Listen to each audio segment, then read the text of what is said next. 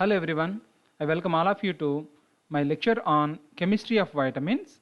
So here in this lecture, let us see the chemistry of niacin or vitamin B3.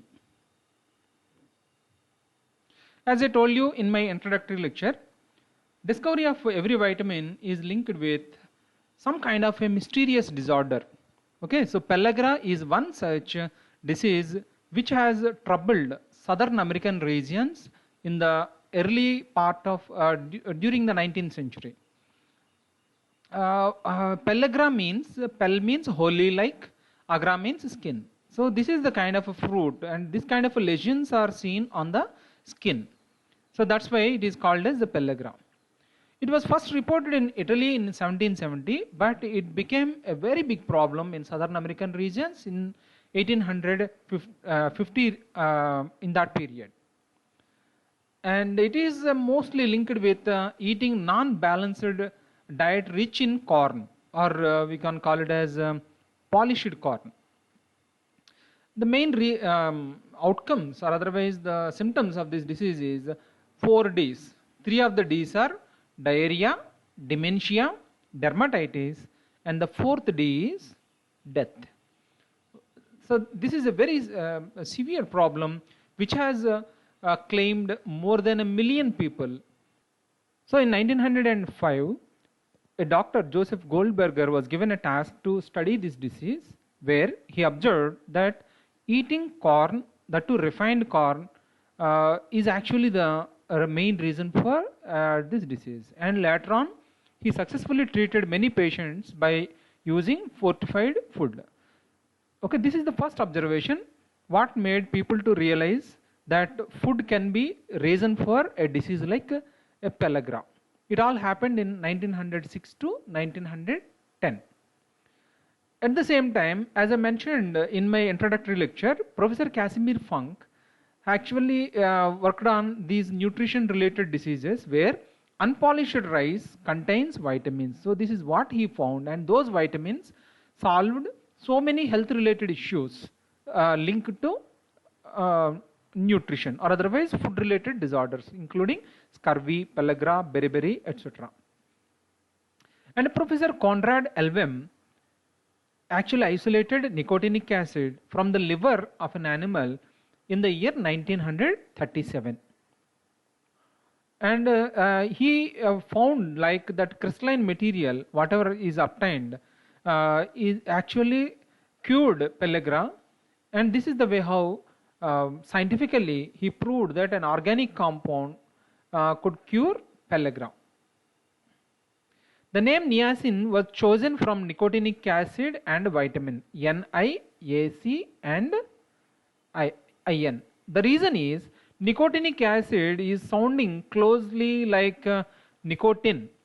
Okay, so they thought like people may confuse with these words and may think like tobacco can cure this disease. So that's why in order to reduce that kind of a confusion and misleading which could mislead the public, so they chose the name niacin instead of nicotinic acid for this compound. Later on, scientists realized that there are actually 3 such compounds are there which are closely related to the closely related as far as their function is concerned. So those 3 are nicotinic acid, nicotinamide, and nicotinamide riboside. So these are the 3 compounds which we call them as vitamin B3 complex. Let's see the chemistry of nicotinic acid. As far as my knowledge is concerned, nicotinic acid is one of the simplest compounds isolated from nature. The molecular formula of this compound is found to be C6H5O2N. So if you calculate the number of unsaturations, it comes up to 5 unsaturations. 5 unsaturations means 5 pi bonds in the structure. So it could be 5 rings, 4 rings, 1 double bond, or 4 double bonds, 1 ring, like that. Then they have done so many chemical tests, like in case of your experiment for identification of unknown organic compounds, we will be doing functional group analysis. So here, when they have done all the tests, they could get positive tests for carboxylic acid presence, where it formed a sodium salt with sodium hydroxide. Second one is it formed an ester with carboxylic acid. It formed an acid chloride. Apart from these, it also has responded to sodium bicarbonate test where it gave effervescence. So these are all indicated that there is a presence of COOH group in the compound. Next, because this compound has a nitrogen, so nitrogen is to be studied. So while studying nitrogen, as we have seen in my lectures earlier in alkaloids, where nitrogen, whether it is primary, secondary, tertiary, or is it a part of the heterocyclic ring, or is there any substitution on nitrogen, all those were studied. And they found like for nitrogen, it formed a monosodium salt, mono salts with hydrochloric acid and hydrobromic acid. So it indicated that one nitrogen is there and it is basic in nature. When nicotinic acid heated, okay, so this is what we call it as decarboxylation reaction, they got a known compound pyridine from the reaction, where if you see the quantitative release of carbon dioxide to pyridine, 1:1, 1 mole of carbon dioxide and 1 mole of pyridine were obtained upon decarboxylation of 1 mole of nicotinic acid. So this indicated clearly that a pyridine and a carboxylic acid unit are there in the structure of nicotinic acid. So how many possibilities are there? Alpha had carboxylic acid group can be there on the second carbon, third carbon, or fourth carbon. So these are the 3 possibilities. But later on, when because all these 3 acids are available at that time, this compound closely resembled or is identical with 3 carboxylic acid. Okay, so nicotinic acid. This compound is what we call it as nicotinic acid. In fact, in 1837, this compound was already reported. Okay, so in 1837, a scientist synthesized and reported this compound, but at that time nobody knew that this could be a part of our vitamins. As I told you, in case of other natural products also, structure confirmation, synthesis is the gold standard. So here nicotinic acid is synthesized from 2-3 reactions. Let's discuss one by one. First one is beta aminonaphthalene was taken and it is submitted to Scrap synthesis. I hope you understand what is Scrap synthesis. Scrap synthesis is meant for quinoline synthesis, where aniline plus glycerol plus sulfuric acid is used with the catalytic content of nitrobenzene. Okay, so here this is the part which should be considered as aniline, and then here ring closure is happening, so that we got what is this one, as a phenanthrene. Okay, so this is what they got.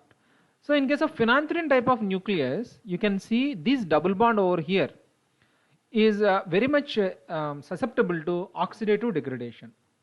So when they have done oxidation with the potassium permanganate, they got a bifenic acid, as a bifenic acid, which upon decarbonylation they got this diaryl compound, and which is then oxidized with KMnO4 to obtain nicotinic acid. So this is the first synthesis reported which confirmed the structure of nicotinic acid. But later on, nicotinic acid is also obtained from oxidizing nicotine, and then nicotinic acid is also obtained from oxidation of quinoline nucleus. They took quinoline and then they subjected it to alkaline oxidation with alkaline KMnO4 reagent to get pyridine 2,3 dicarboxylic acid, which upon decarbonylation they got nicotinic acid. This is the way how structure of nicotinic acid was confirmed. But in the vitamin B3 complex, we also have nicotinamide as well as nicotinamide riboside is also there. So what scientists have done is they have also synthesized nicotinamide by using this reaction. They took simply nicotinic acid and when they fused it with urea, they got nicotinamide. And they also got this compound by preparing acyl chloride, nicotinic acid acyl chloride, and when they treated with ammonia, they got nicotinamide. So this is the way how they could confirm the structure of nicotinamide. Whereas in case of nicotinamide riboside, they subjected it to hydrolysis. Ribose unit was identified by using paper chromatography. Nicotinamide unit was identified by comparing its structure with nicotinamide that has already been synthesized. So friends, this is the way how a very important natural product, a very important vitamin that is essential for our growth and well-being, that is vitamin B3, was actually identified. So what is the significance of nicotinic acid or nicotinamide? So this is it. So here the structure whatever I am showing over here contains something like nicotinamide. So friends, what is the name of this compound?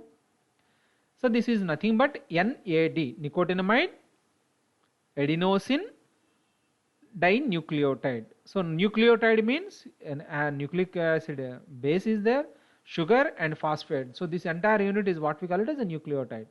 So we have two nucleotides are there. So that's why nicotinamide adenosine dinucleotide is the name.